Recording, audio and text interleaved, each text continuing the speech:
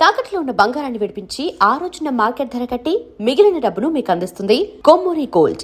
మేము అందరితో కలిసి కూర్చొని చదవలేము, మా నీళ్ళకి మా అంటూ ఇట్లా చెప్తున్నప్పుడు సెబాస్టిన్ కూడా మాట్లాడుతూ మా నాన్న కూడా ఆ, మేము మా అమ్మ నాన్న కూడా పెంట ఎత్తుకొని పి అనే పదం వాడాను సారీ అక్కడ. పీ ఎత్తుకొని బయట వేసే ఇదే, కానీ మా నాన్న నా చేయి పట్టుకొని స్కూల్కి తీసుకెళ్ళాడు సెంటర్లో. సినిమా చూసినప్పుడు ఫస్ట్ టైం నాకు ఆ ఉద్వేగం.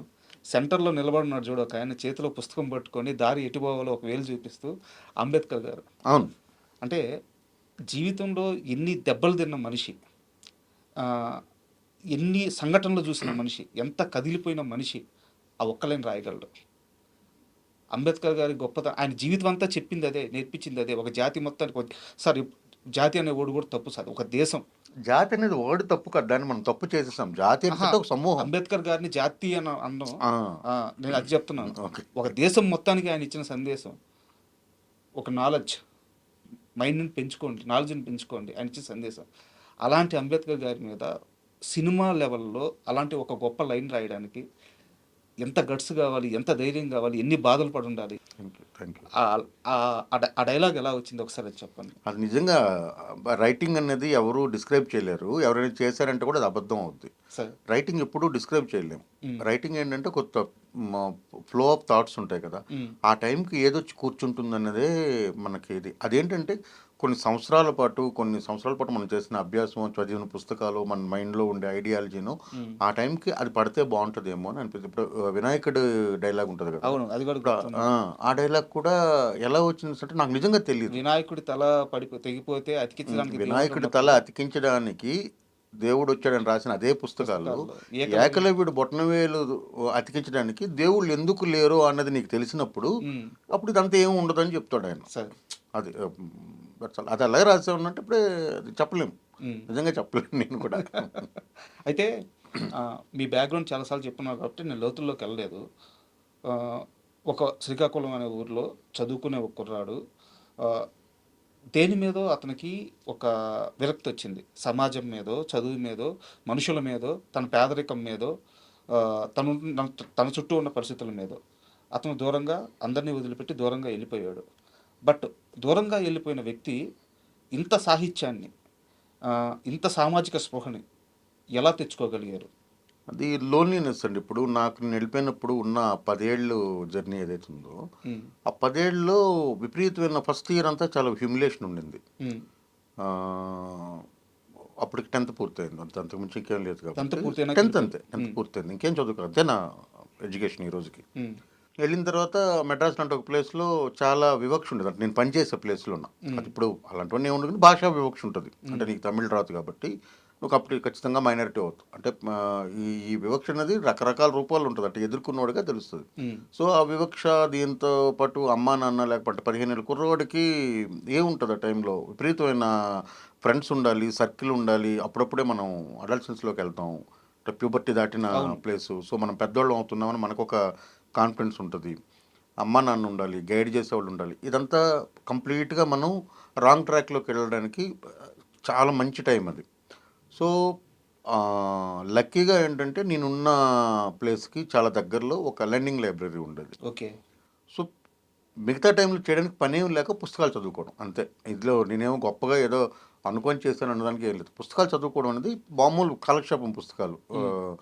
ఆంధ్రజ్యోతి, స్వాతి, ఆంధ్రభూమి, ఎండమూరి గారి నవళ్ళు, మల్లాది గారి నవళ్ళు ఇవి దొరికేవి అక్కడ.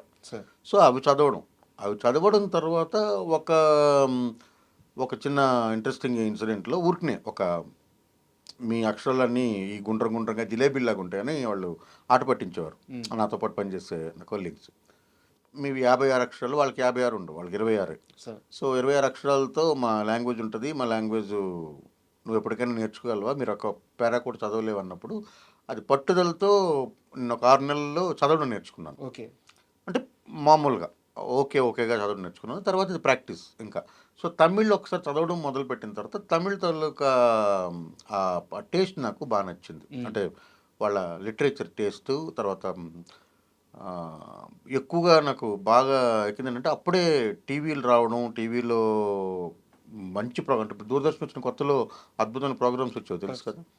అలాగే అక్కడ టీవీలో ప్రోగ్రామ్స్ చూడడం, వాళ్ళు మ్యాక్సిమం అన్నిట్లోనూ కూడా చాలా స్పష్టమైన తమిళ్ పలకడం, ఆ సౌండ్ సంహవ్ అలాగే అట్రాక్ట్ అయిన తర్వాత తమిళ సాహిత్యం మొదలుపెట్టాను. సాహిత్యం అనేది తమిళ్లో మొదలుపెట్టాను.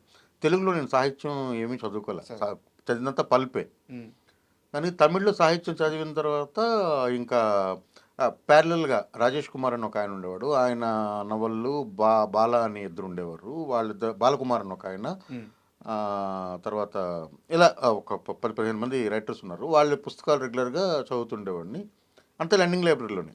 తర్వాత తమిళ్ని ప్రాపర్గా చదవడం వచ్చిన తర్వాత మోర్ లిటరేచర్, సుజాత, సో తర్వాత జయకాంతన్, ఇవన్నీ చదివిన తర్వాత ఓకే ఇలాంటి మన తెలుగులో ఉన్నాయా అన్న దీంతో తెలుగుని మళ్ళీ మొదటి ఇంకా అలాగా పుస్తకం అనేది ఇదైన తర్వాత నేను రాయొచ్చు కదా అని చెప్పడంతో అనుకొని ఇంకా రాయడం మొదలుపెట్టాను.